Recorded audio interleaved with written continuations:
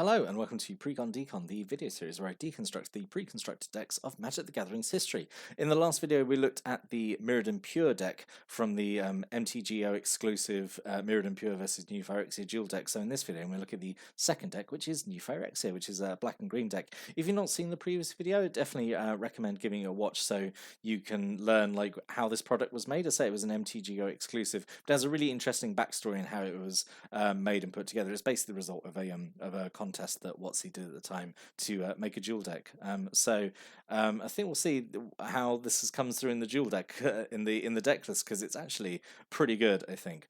So we've got 19 creatures, 9 sorceries, 5 artifacts, 1 instant, 1 enchantment, 25 land. We've got a mana curve off to the side there. Let's just dive in, start looking at it. So the foil face card, unfortunately, without nice new alternate art like Platinum Angel also didn't get. So Phyrexian Plague Lord, who we've actually seen in a dual deck before, is in the Coalition dual deck, where it wasn't the star, but it was in there. So 3 and double black for a 4/4. You can tap and sacrifice it to give a creature -4/-4 to end turn, which is obviously a pretty huge drop. This kills Platinum Angel, which is, I think, pretty funny.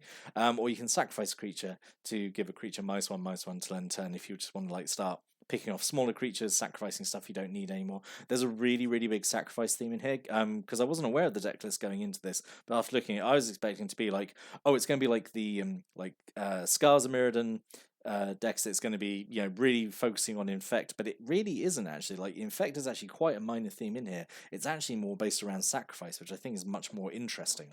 In that way, it's a sort of a more traditional kind of black-green deck, I would say. So we've got Necroskitter here, which is like an absolute fantastic inclusion, and this card definitely needs a reprint because it goes for so much, but it's crazy good card. So 1 and double black for a 1/4 with Wither, because this is from Shadowmoor or Eventide, one of the two. So it does damage in the form of -1/-1 counters, sort of like the 1/2 of Infect, you know. Because, you know, Infect is super balanced mechanic, right? So whenever a creature an opponent controls with a -1/-1 counter it dies, you get it. It gets returned from the battlefield back under your control. Super strong ability. Like, so not everything in the deck has Infect or Wither like this does, but it's such a strong effect. You've got other effects that give -1/-1 counters, and the fact that whenever anything dies, you get it as a kind of, you know, like a mind control effect is really good. So this is a fantastic card, I think, to include in here. We've also got a Desecration Elemental, so 3 in the black for an 8/8 with Fear, so it can't be blocked by artifact. It can only be blocked by artifact creatures or black creatures. Obviously, the Mirrodin Pure side has a lot of artifact creatures, so not such a big deal. So it's just it's just an 8/8 for like 4 mana. But whenever a player casts a spell, you have to sacrifice a creature. So it's tough to say actually when to drop this in the game. Like, do you do it late game? Maybe when, you know, people aren't playing spells as much. Maybe when the board's more established, but then you're not like getting the benefit of it being really cheap, I suppose. Or do you cast it as soon as possible and just kind of try and get some swings in with it, like sacrifice your other stuff that you've got, and then, you know, inevitably like have to sacrifice this. So it's tough to say actually when is the right time to play Desecration Elemental. But yeah, I mean, it's just a massive 8/8 for like really cheap. So yeah, I think a pretty fun inclusion. We got Mitotic Slime, which is just a sacrifice deck's absolute best friend. So 4 and a green for a 4/4. When it dies, you make 2 oozes, and then when those oozes die, they make 2 1/1 oozes. So you're getting what? You're getting like 7 bodies out of this for sacrifice, which is actually pretty good. Really fun inclusion to have in this, I think. We've also got Protein Hulk, like another like all-star card here, I think. So 5 and double green for a 6/6. When it dies, you set your load for any number of creature cards with total mana value 6 or less, put them straight onto the battlefield, then shuffle your library. Yeah, so 1/2 of the notorious combo, like way back in sort of like original Ravnica days of Flash Hulk. Or Hulk Flash, I should say. Probably like a little more balanced here because you're not cheating out on like turn 3 and then it immediately dying and getting whatever you want out of it. But it is like a really good inclusion here as well. Obviously, it goes with the sacrifice theme because you can sacrifice it and then get more stuff out to sacrifice. Yeah, I think this is a really nice inclusion. We've got Phyrexian Ghoul, 2 in the black for a 2/2. You can sacrifice a creature to give something +2/+2 to end a turn. Obviously, this goes well with a whole bunch of cards we're going to see. Yeah, I really like Phyrexian Ghoul. We've got a Drooling Grudion, so 3, a double black and a green for a 4/3. You can pay 2 black green, sacrifice creature to give one creature +2/+2 to turn, and another creature gets -2/-2 to turn. So it's really it's an expensive ability, obviously, but like the fact that it serves as like removal and also a buff is really strong, I think. So yeah, this is again like another fun inclusion. That's mostly what this Phyrexian deck is, just a lot of really fun inclusion, I think. We've got Plague Maw Beast, 3 in double green for a 4/3. You can tap, sacrifice a creature, and proliferate, which helps obviously with -1/-1 counters, helps with like poison counters. So yeah, this is really nice. Sacrifice a creature that's going to die off anyway, and then get a whole bunch of counters out of it. Yeah, I think it's again really nice inclusion here. We've got a Flesh Eater Imp, so 3 in the black for a 2/2 with Flying and Infect, so it does damage to creatures in the form of -1/-1 counters, and to players in the form of poison counters, and when someone has 10 poison counters, they lose. And you can sacrifice a creature to give it +1/+1 to then 10. So this could potentially just win out of nowhere if you just sacrifice a bunch of things and make it like really big. It's got Infect, so yeah, absolute menace. We got a Viridian Corruptor, 1 and double green for a 2/2 with Infect. When it ends the battlefield, you destroy an artifact, which there's a lot of those in the Mirrodin Pure deck. So yeah, killing a Platinum Angel with this is obviously like the dream, I think. Rotwolf, 2 in the green for a 2/2 with Infect. Whenever a creature dealt damage by it dies, you draw a card, which is really solid. Really like Rotwolf. Phyrexian Juggernaut, absolute huge beat stick with Infect. 6 mana for a 5/5 with Infect. It has to attack every turn if able, but you probably want to be attacking with a 5/5 Infect every turn anyway. So horrible to deal with. Speaking from experience from like the Mirrodin Besieged pre-release, this was like such a menace. Like it's so horrible to try and deal with because it's such a big creature. Like whatever, you can't even like reliably chump block it because of Infect,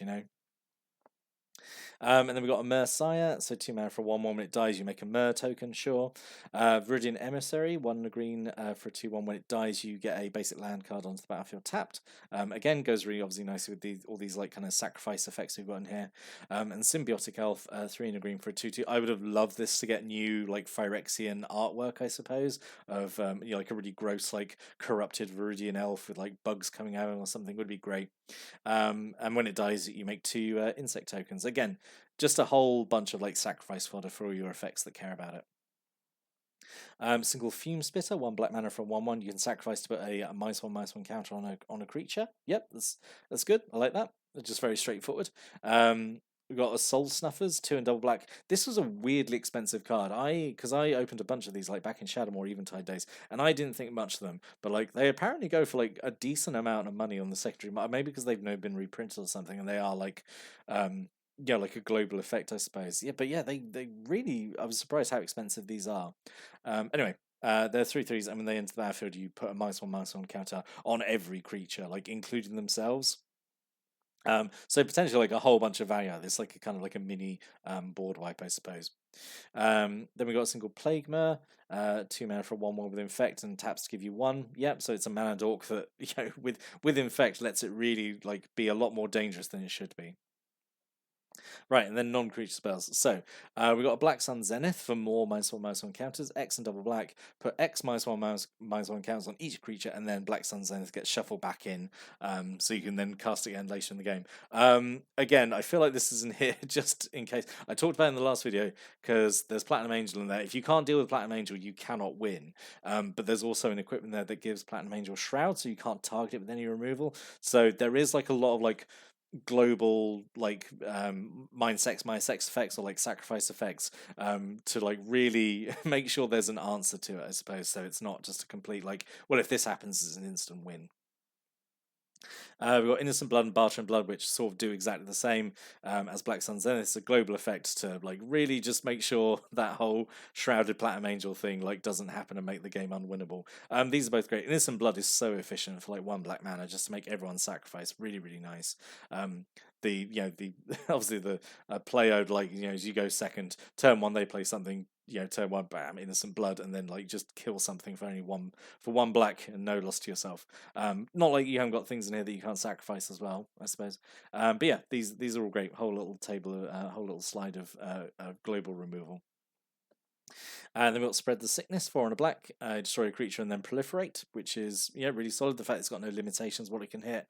Proliferate all those -1/-1 counters you're spreading around, or like poison counters, really nice. Putrefy, from Ravnica, so 1 and black and a green, destroy an artifact or a creature, can't be regenerated, so hits pretty much everything in the Mirrodin Pure deck, apart from I think they've got like an arrest in there, so it doesn't hit that, but like hits everything else. A Contagion Clasp, so 2 mana artifact. When it comes into play, you put a -1/-1 counter on a creature, and you can pay 4 and tap and proliferate. Having just like a repeatable proliferate effect is really nice, I think. Reprocess as a very spicy reprint here. So 2 and double black. You sacrifice any number of artifacts, creatures, or lands, and you draw a card for every permanent that gets sacrificed this way. You got a whole deck that wants to be sacrificing. You got like stuff that makes tokens and stuff. So turning them all into potentially, I don't know, at what point is this really, really good? I suppose, like, at minimum, you'd want to sacrifice 3 things to get 3 cards. You can do lands as well, actually, which is really nice. You could have a whole thing where, like, you maybe just tap out, use that land to cast other things, and then do reprocess and sacrifice tapped lands. Really, really nice, really good card. The fact you can completely refill a hand, I suppose. On the subject of spicy reprints, Phyrexian Altar, so 3-mana artifact, sacrifice a creature, add 1 mana of any color. Looks so innocent and straightforward, and it just again enables such absolute degenerate plays, because say you've got a whole deck here making tokens and stuff, so turning any creature you've got into like just extra mana just lets you get stuff out quicker. Really, really nice to have it in here, I think. We've got Spawning Pit, 2-mana artifact. You can sacrifice a creature to put a charge counter on it. Obviously, charge counters goes really well with Proliferate as well. And you spend 1, remove 2 charge counters. You make a 2/2 colorless spawn artifact creature token. But again, more things for sacrifice. So sacrifice things to make things that can get sacrificed. I say with the Proliferate effects, you could potentially just only sacrifice 1 thing and then just keep proliferating the charge counters. So you don't have to keep sacrifice stuff. But the sacrifice effect being free is really nice. So again, you just do something that was going to die anyway and get the value out of it. Single Diabolic Servitude, which is kind of like, I would say, like a fixed Animate Dead, honestly. If you've ever seen like the absolute nightmare of rules text that Animate Dead has these days. So 3 in a black. When it ends the battlefield, you get a creature card from your graveyard onto the battlefield. When the creature that gets put onto battlefield dies, you exile it. Diabolic Servitude goes back to your hand, but if Diabolic Servitude ever leaves the battlefield, then the creature that got put on the battlefield by it also gets exiled. So I mean, actually still kind of wordy. It's an easy effect to understand, but it has to be written in magic ease to make it work. But really nice at least here to have this as a reanimation. You also got Exhume in here as well. So 1 double black, 1 and black. Each player just reanimates a single creature card from their graveyard. And considering how much you could be like sacrificing your own stuff, there's a chance that you just benefit way more from this than the other deck. You also got Morbid Plunder, so you can return up to 2 creature cards from your graveyard to your hand again. So you're sacrificing a bunch of stuff. Potentially getting like Mitotic Slime back with this after you've like maybe got 7 counts of sacrificing stuff out of it and replaying it, either with Exhume or like getting it back with Morbid Plunder and replaying it. You can get a lot of value out of it. You got 1 dozen eyes, 5 and a green. So you choose one. You either put a 5/5 green beast onto the battlefield or 5 insects, and if you pay the entwine cost, you get both. I think normally you would want to do the insects, so you got like 5 more bodies for sacrifice. But there's a chance. Obviously, you want to play like the big beast and like have something to attack with. I suppose. I would imagine mostly you would do the insects. Obviously, you can afford both, and you're laughing, I suppose. And then another really, really nice inclusion here, Triumph of the Hordes, which I understand is very popular in Commander because it allows a deck to essentially win out of nowhere. So 2 and double green, until end turn, creature control get +1/+1 and gain trample and infect. So even if you haven't got a lot of creatures with infect, it doesn't matter. Give them infect and just win out of nowhere by it's essentially Phyrexian overrun, isn't it? I suppose just makes your whole board super dangerous for a turn, and I say just get a win out of nowhere sometimes. We've got a grafted exoskeleton, so 4 mana for an equipment. Equipped creature gets +2/+2, has infect, and then but if it becomes unattached, the equipped creature dies, which is fine. It's it's a cheap equipment, gives like a really good buff, and it's fairly cheap to equip as well. So again, just whack this on like a token, make that token super dangerous, and if it dies, who cares? Like we're playing a whole deck of like where life is very cheap. We've also got a mortar pod, so two mana for a living weapon equipment. So when it comes into play, you make a little 0/0 germ and it gets attached to this for free. So the equipped creature gets +0/+1 and has sacrifice. It does 1 damage to target creature or player. Again, if you put this on like an infect creature, then it also gives like a poison counter. So yeah, so again, like a nice inclusion, and it goes with the sacrifice theme because you just keep equipping this, sacrificing little token creatures, and keep sneaking in the indirect 1 damage that way. And then finally, we've got a single tainted wood. Taps give you colors or gives you black or green if you've got a swamp, and they've got 14 swamps and 10 forests. So, overall, like I do think this deck's really good. It's also by far, I think, the most expensive deck if you wanted to assemble this yourself, like based on like just average Card Kingdom prices. The reason for this is like these 3 cards, like between them, these are about, I'd say, half the deck's value is these 3 cards almost, or maybe more, because Phyrexian Altar is like, I want to say like a $30 card. Triumph of the Horde is like 20. Necroskitter is like 20 as well. These 3 cards are all really expensive. You did want to reassemble this deck yourself. But you've also got other kind of expensive cards. Say the Soul Snuffers were like really surprisingly expensive, and just like a few other cards like that. But yeah, these 3 are the money cards in the deck. So yeah, overall, I think this is like a really fun product, and I'm not saying that just to like getting Gavin Verhey's good books, but yeah, like you can really tell that this was, these deck lists were put together by, like a fan who wanted to see something a bit more powerful rather than something that's more like, I guess, like designed by committee, I suppose. So that's why it feels like the power level of these 2 decks is like much higher than what we've seen in other dual decks.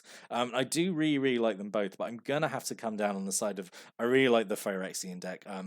It's really satisfying because I was going into it, I was thinking, oh, it's just gonna be like an Infect deck, and I've got like personal beef with Infect as a mechanic, but I'm really happy it was actually more of a kind of a sacrifice strategy and like sacrifice synergies, and that kind of thing. I think that's like much more interesting. Like the Infect is obviously still there, but it's not like the primary win condition. I would say like you've got other things you can do with it and sort of like grind out a win with your various like sacrifice engines. So for those reasons, that's why I prefer the Phyrexian deck. But say the Mirrodin Pure deck is also very good as well. But I'd love to know what you think about these 2 decks. Like, do you have a particular favorite? How do you think it would have matched up against one each other? Like, did you have these decks on Magic the Gathering Online? Let me know. Stick a comment down below if you got any thoughts or comments or stories or opinions. But I'll be back next time. Go back to the regular dual decks that were actually available physically. We're going to stay with Mirrodin because that's where the next dual deck is set. It's another Planeswalker one, so I hope you join me for that one. But until then, thanks for watching and listening, and have a great day.